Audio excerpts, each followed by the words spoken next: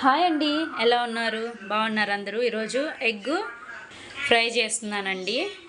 Eggs boil చేసి పెట్టుకున్నాను, పైన పొట్టు తీసి పెట్టుకున్నానండి.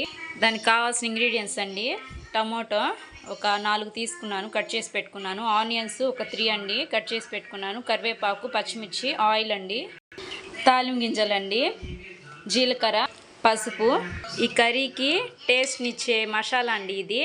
దీనిలో పచ్చి కొబ్బరి, వెల్లుల్లి, ఇంకా టేస్ట్కి సరిపడ్డ సాల్ట్, కారం మొత్తం కలిపి మిక్సీ పట్టుకున్న పౌడర్ అండి ఇది, మసాలా. ఇంతేనండి, కావాల్సిన ఇంగ్రీడియంట్స్ చూశారు కదా. ఇప్పుడు ప్రాసెస్ చూద్దురు, కుకింగ్ ప్రాసెస్. స్టవ్ వెలిగించుకుని ప్యాన్ పెట్టుకోవాలండి.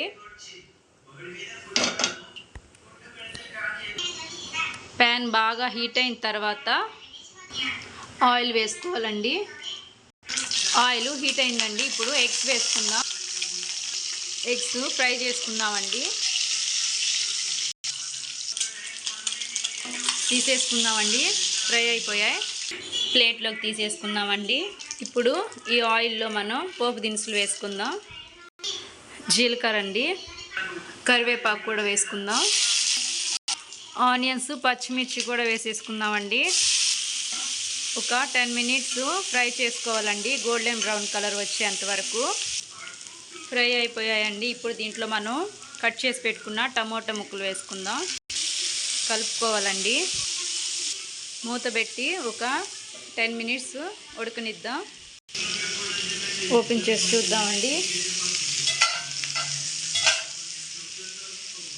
ఆల్మోస్ట్ కుక్ అయిపోయాయి. ఇప్పుడు దీంట్లో మనం పసుపు వేసుకుందాం.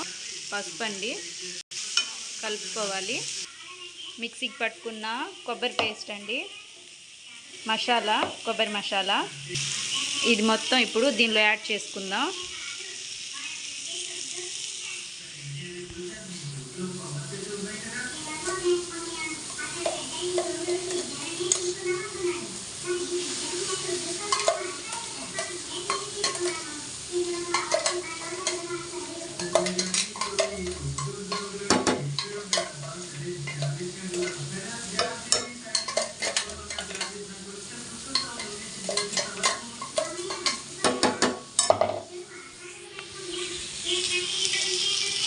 మొత్తం వేసేసుకున్నానండి. కలుపుకోవాలి బాగా, కొంచెం ఫ్రై చేసుకోవాలండి. కొబ్బరి పొడిని ఫ్రై చేసుకున్న తర్వాత ఈ కర్రీలో ఆయిల్ ఎక్కువే పడుతుందండి, కొంచెం ఎక్కువే వేసుకోవాలి. లో ఫ్లేమ్లో పెట్టి ఒక 5 మినిట్స్ ఇలా మనం ఫ్రై చేసుకోవాలి. కొబ్బరి అయితే ఫ్రై అయింది. ఇప్పుడు ఎగ్స్ వేసేసుకుందామండి దీంట్లో.